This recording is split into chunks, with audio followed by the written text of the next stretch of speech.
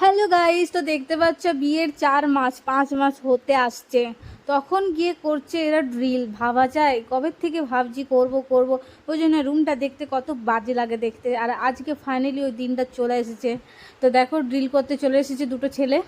এবার সব জিনিস আমি বার করে রেখেছি, মনে হয় 1 সপ্তাহ আগের থেকে বার করে রেখেছি সাজাবো বলে। ভাবা যায়?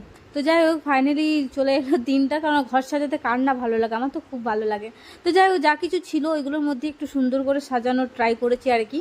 তো খুব আইডিয়া লাগাই পরে করছি, সব আইডিয়া কিন্তু আমার। এখানে শোনার কোনো আইডিয়া নেই, সব আমি ভেবে চিনতে এক একটা জায়গা কোনটা কোথায় মানাবে সেরকমভাবে করেছি। তো গাইজ দেখতে পাচ্ছ, 4টা ফাইনালি আমার ওই যে লাগা হয়ে গেছে, সুন্দর করে ভেবে চিন্তে লাগিয়েছি।